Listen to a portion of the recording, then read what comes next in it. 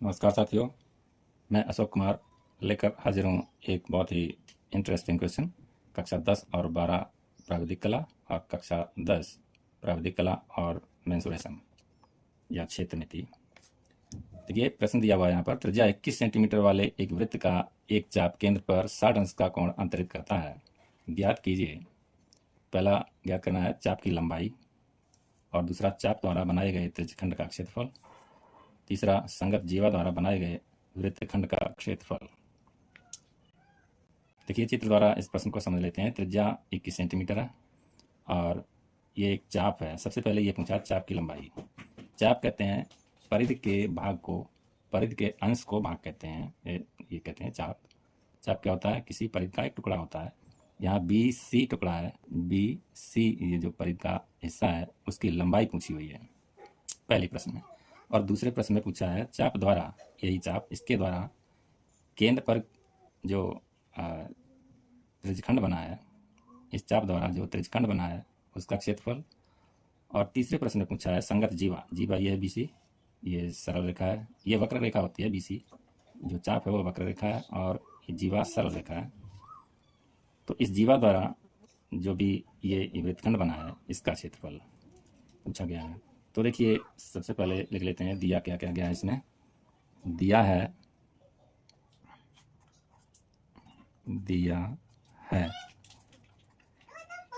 क्या क्या दिया गया है। देखिए पहला तो दिया है वृत्त की त्रिज्या, वृत्त की त्रिज्या दी गई है। जो दिया होता है वो व्यवस्थित लिख लेते हैं और एक बार लिखेंगे तो वो याद भी हो जाता है। आर से प्रदर्शित करते हैं इसको। आर ये दिया हुआ है बराबर 21 सेंटीमीटर, 21 सेंटीमीटर।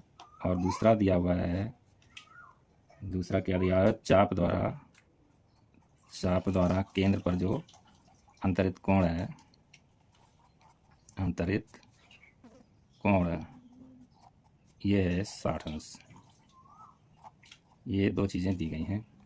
अब हम प्रश्न को हल करते हैं। सबसे पहले 3 प्रश्नों में से पहला प्रश्न लेते हैं जिसमें चाप की लंबाई पूछी गई है। ये जो वक्र रेखा है बीसी, उसकी लंबाई जो परिधि का एक हिस्सा होती है। चाप बीसी की लंबाई, देखिए इसका फॉर्मूला होता है बराबर थीटा बटे 360 गुणा 2 पाई आर। ये परिधि होती है 2 पाई आर। 2 पाई आर किसी वृत्त की परिधि होती है। परिधि को 360 से भाग दे करके और उसमें थीटा का गुणा करके इस चाप की लंबाई आ जाती है। देखिए कैसे इसमें मान रखते हैं। थीटा यहाँ पर ये कोण है। थीटा मतलब ये जो कोण दिया हुआ है इसी को थीटा से दर्शाया गया है। तो कोण हमारा 60 है, 60 अंश ले लेंगे। 60 बटे 360 गुणा 2 है गुणा पाई, पाई 22/7 होता है पाई का मान, वो ले लेंगे गुणा आर। आर हमारा 21 दिया हुआ है यहाँ पर। अब देखिए इसको हल कर देते हैं थोड़ा एक बार और व्यवस्थित ढंग से लिख लेते हैं। 60 बटे 360, इसको पूरा ही कर देते हैं, गुणा ऊपर ही होगा 2 गुणा 22 गुणा 21 बटे 360 गुणा ये 7। अब देखिए यहाँ पर क्या क्या बच रहा है। इसको हल करेंगे तो 0 से तो 0 कट जाएगा, ये दोनों 0। और 6 की टेबल से एक बार में ये 6 कट जाएगा और 4 बार में ये, बल्कि 6 बार में कटेगा ये 36। ठीक है, एक बार में 6 और 6 बार में 6 छक्के 36 होता है। अब देखिए 2 की टेबल से एक बार में ये 2 कट जाएगा और 3 बार में ये 6 कट जाएगा। आगे देखिए 3 की टेबल से एक बार में ये 3 कट जाएगा, 7 बार में ये 21 कट जाएगा और 7 की टेबल से एक बार में ये 7 कट जाएगा और एक ही बार में ये 7 भी कट जाएगा। अब हमारे पास बचा है, क्या बचा है? ऊपर कुछ नहीं बचा, 22 बचा है बराबर 22 सेंटीमीटर।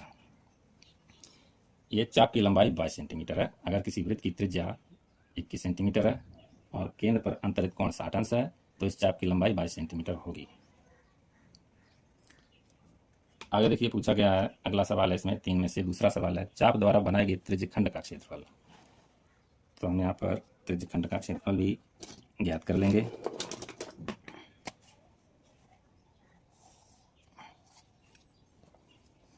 त्रिज्यखंड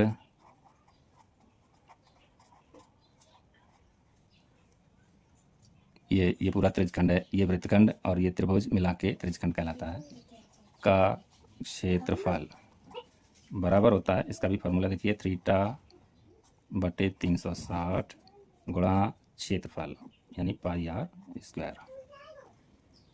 इसमें आर और थीटा और पाई सभी कुछ अपने पास है, तो सबका मान रख देते हैं। किस तरह से, देखिए थीटा 60 अंश है, 60 लिख लेंगे, 360 है बटे, तो 360 रख लिया, गुणा पाई 22/7 होती है, वो भी लिख लेंगे, गुणा आर हमारे पास 21 है, आर का स्क्वायर है तो एक बार और 21 का गुणा उसमें कर देंगे। अब हम इनको दोबारा व्यवस्थित करके रख लेते हैं, बराबर ये हो जाएगा 60 बटे 360 गुणा 22 गुणा 21 गुणा 21 बटे 360 गुणा ये 7।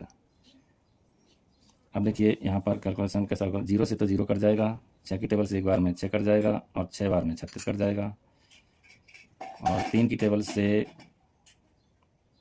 2 बार में तो ये 6 कट जाएगा, और 3 की टेबल से 7 बार में ये 21 कट जाएगा, और 2 की टेबल से एक बार में 2 कट जाएगा, 11 बार में ये 22 कट जाएगा, 7 की टेबल से एक बार में 7 कट जाएगा, और एक ही बार में ये 7 भी कट जाएगा। अब हमारे पास बचेगा 11 और ये 21, 11 गुणा 21 बचा है, तो हम इनका गुणा करके रख देते हैं। 11 कम 11 की 1 हासिल 1, 11 दूनी 22 23, और ये क्षेत्रफल है तो इसको सेंटीमीटर स्क्वायर लिखेंगे। तो इस तरह से हमारे पास 2 आंसर 3 में से 2 हमने हल कर लिए हैं, और तीसरा बचा हुआ है उसको भी देखते हैं। तीसरा बचा हुआ है वृत्तखंड, ये जो ये तरबूज की स्लाइस जैसा रखा हुआ है एरिया, इसको वृत्तखंड कहते हैं, इसी का क्षेत्रफल ज्ञात करना है। इसका क्षेत्रफल ज्ञात करने का कोई डायरेक्ट फार्मूला नहीं है, करते ये हैं कि जो त्रिज्यखंड का क्षेत्रफल होता है, जो अभी अभी हम लोगों ने ज्ञात किया है, उसमें से इस त्रिभुज का क्षेत्रफल निकाल देते हैं, तो हमारा ये जो स्लाइस है, जो तरबूज की स्लाइस है, इसका क्षेत्रफल बच जाएगा। तो देखिए ये क्रिया कैसे होती है। वृत्तखंड का क्षेत्रफल लिखेंगे, वृत्तखंड का क्षेत्रफल बराबर, यहाँ कैसे होगा वो लिख लेते हैं, त्रिज्यखंड का क्षेत्रफल, त्रिज्यखंड का क्षेत्रफल माइनस त्रिभुज ABC का क्षेत्रफल। इस तरह से इस त्रिज्यखंड का क्षेत्रफल निकलेगा। लेकिन अभी क्या है कि अपने पास ये नहीं है, त्रिभुज का क्षेत्रफल ज्ञात करने के लिए जो कुछ चाहिए वो नहीं है, ऊंचाई हमारे पास नहीं है, इसका क्षेत्रफल ज्ञात करना है। इसमें से घटाएंगे तो ये ऊंचाई अपने पास नहीं है, पहले तो ऊंचाई ही ज्ञात करनी पड़ेगी। तो इसके लिए इस त्रिभुज के अंदर थोड़ा काम करना पड़ेगा। पहले त्रिभुज ABC में देखिए ऊंचाई ज्ञात करने के लिए 2 तरीके हैं। एक तो पाइथागोरस की प्रमेय जो है वो भी लग जाएगी, क्योंकि इस शीर्ष से इस जीवा पर लंब डालेंगे तो ये 2 समकोण त्रिभुज बन जाएंगे, जिसकी एक भुजा तो ये भी 21 है। देखिए पहले ये देखिए, ये एक समबाहु त्रिभुज है। जब किसी त्रिभुज का एक कोण 60 अंश का हो जाता है और बाकी दोनों कोण बराबर होते हैं, तो ये भी 60 ही 60 अंश के होंगे। जब तीनों कोण 60-60 अंश के होंगे तो तीनों भुजाएं भी त्रिभुज की बराबर होती हैं। तो इस तरह से इस जीवा की लंबाई भी 21 सेंटीमीटर है, और जब हम A बिंदु से इस पर एक लंब डाल देंगे तो ये जो लंबाई है आधी आधी हो जाएगी, 2 हिस्सों में बराबर बराबर बट जाएगी। तो इसकी लंबाई हो जाएगी 21/2 और इसकी भी लंबाई 21/2 हो जाएगी। और ये हमको मालूम है, ये तो 21 है, एक ही वृत्त की त्रिज्या है ये दोनों, तो दोनों बराबर होंगी। ये 21 है और ये 21 की आधी यहाँ से, जहाँ से समकोण वाली लाइन आ रही है, ये 21/2 हो जाएगी। तो ये 2 बजाय हमको मालूम हो गई, पाइथागोरस प्रमेय काम करेगी। और एक तरीका ये भी है कि त्रिकोणमिति का सहारा लेकर के हम इसको ज्ञात कर सकते हैं। देखिए त्रिकोणमिति से ही ज्ञात करते हैं, कहिएगा तो पाइथागोरस प्रमेय से भी कर देंगे कभी। AD ज्ञात करना है, AD/AC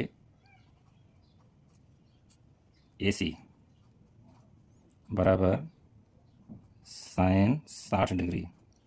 देखिए sin 60 डिग्री का मान √3/2 होता है, और यहाँ पर जब इस कोण पर साइन लगाएंगे तो साइन का मतलब होता है इस कोण के जहाँ पे लगा रहे हैं साइन उसके सामने की भुजा बटे कर्ण। वही हमने यहाँ पे लिखा AD बटे AC। लंब और आधार पर मत जाइए, त्रिभुज तो आड़े तिरछे भी हो सकते हैं, समकोण का ऊपर जाएगा तो फिर लंब और आधार कैसे निर्धारित होंगे। तो यही आपके लिए अच्छा रहेगा कि जिस कोण पर साइन लगा रहे हैं उसके सामने की भुजा अंश में लीजिए, उसके बटे में ये कर्ण रख लीजिए, तो आपका कैलकुलेशन सॉल्व हो जाएगा। देखिए इसको करते हैं, AD का मान हमको मालूम नहीं है तो AD को ऐसे ही लिखेंगे। AC का मान हमको मालूम है, वो 21 है, और ये बराबर होता है √3/2 के। साइन 60 अंश का मान √3/2 होता है।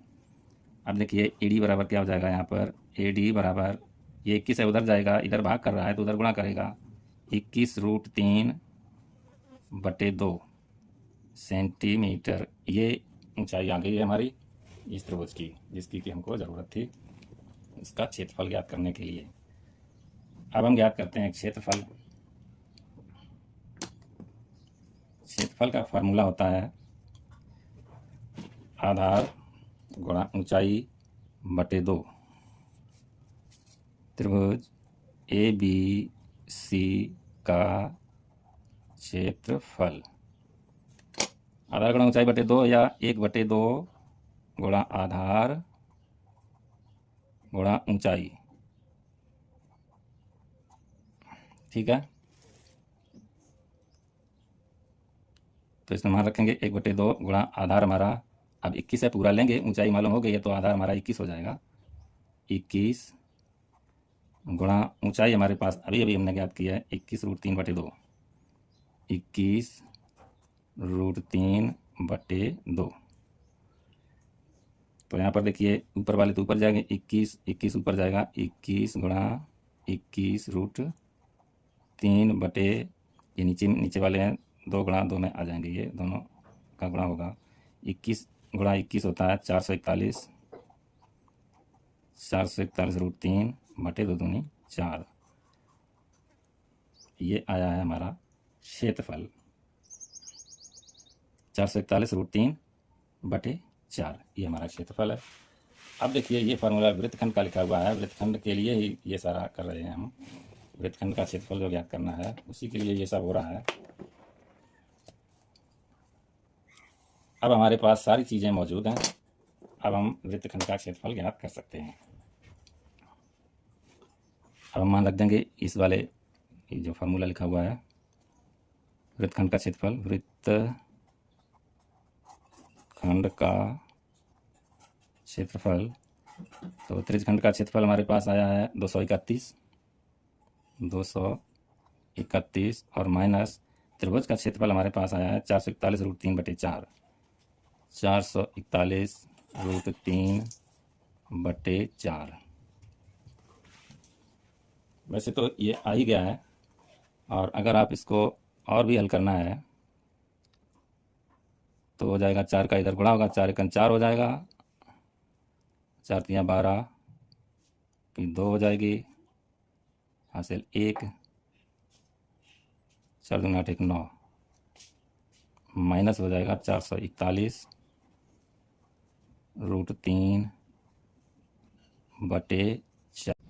ठीक है। अब अगर इन संख्याओं को थोड़ा हल्का करना है तो 3 से डिवाइड हो रही हैं ये सभी संख्याएं, 3 को कॉमन ले लेंगे तो यह आ जाएगा 3 तिया 9 0 3 8 24 माइनस 3 एकम 3 3 चौके 12 3 सत्ते 21 और √3/4।